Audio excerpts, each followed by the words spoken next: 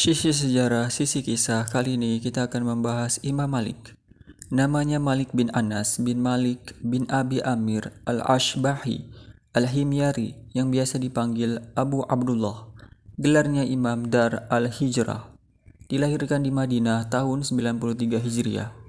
Seorang yang tinggi, tegap, hidungnya mancung, matanya biru dan jenggotnya panjang. Baik perangainya, cerdas, cepat hafalnya, dan paham Al-Quran sejak masa kecilnya. Merupakan salah satu imam 4 dan pemilik mazhab yang banyak diikuti. Imam Malik pernah berkata, "Saya tidak belajar kecuali untuk diri sendiri, dan saya tidak akan belajar agar supaya orang-orang membutuhkan saya."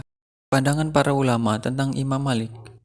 Imam Syafi'i berkata, kalau tidak ada Imam Malik dan Ibnu Uyainah, maka hilanglah ilmu dari negeri Hijaz.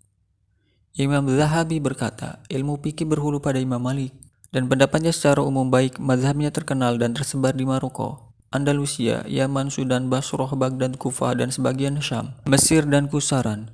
Di antara guru-gurunya adalah Nafi, Maulana Ibnu Umar, Ibnu Syihab Az-Zuhri, Hisham bin Utwah, sedang murid-muridnya adalah Yahya Al-Qathan, Abdullah bin Mubarak, Waki bin Zarah, dan Imam Syafi'i.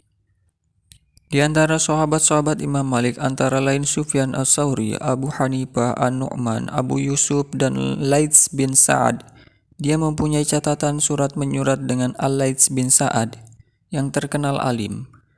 Dia dan Abu Yusuf keduanya bergelar Asy-Syaikhina dan merupakan orang kedua setelah Imam Malik dalam mazhab Malikiyah.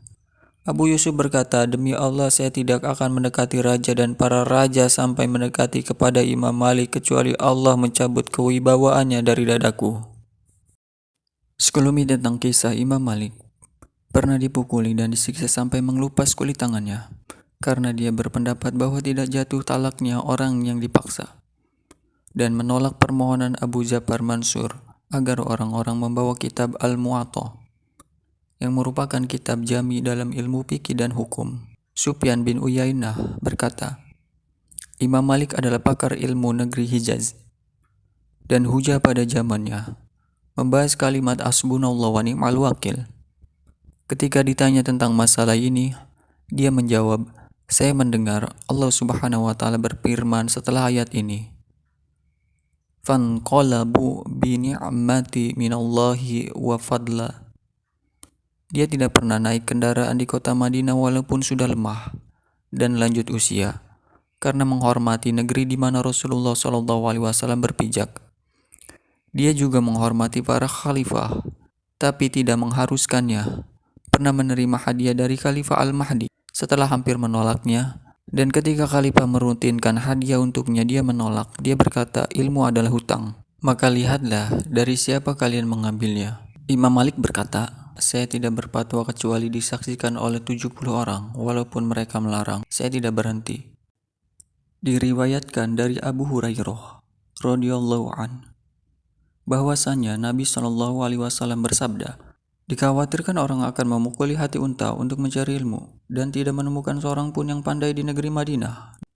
Dan telah diriwayatkan dari Ibnu Uyainah bahwa dia ditanya, siapakah pakar dari Madinah? Dia menjawab, dialah Malik bin Anas.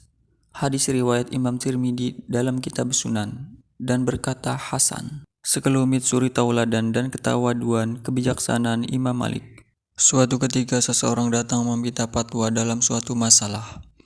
Maka Imam Malik berkata, saya tidak mengetahuinya.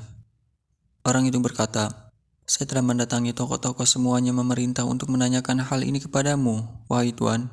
Bagaimana saya memberitahu kepada keluargaku? Imam Malik berkata, katakanlah kepada mereka saya telah bertanya kepada Malik, dan dia menjawab, saya tidak mengetahuinya. Harun al-Rashid mengutus agar dia datang memberi ilmu. Kemudian Imam Malik berkata, ilmu itu didatangi. Maka Khalifah Harun al-Rashid datang menemui rumahnya dan bersandar pada dinding. Imam Malik berkata, termasuk penghormatan terhadap Rasulullah SAW jika kita menghormati ilmu. Kemudian Khalifah Harun al-Rashid belajar kepada Imam Malik, dan Imam Malik pun memberinya ilmu. Karyanya antara lain Al-Muwatta, Risalah fil Qadar, Al-Sir, dan Risalah fil Aqdiyah. Karya Jalaluddin Al-Suyuti, Kitab Tajinu Al-Mamaliki bi Manaqibi Imam Malik, dan karya Muhammad bin Zahroh, Kitab Malik bin Anas. Hayatuhu usruhu. Wafatnya Imam Malik yakni di Madinah tahun 179 Hijriah.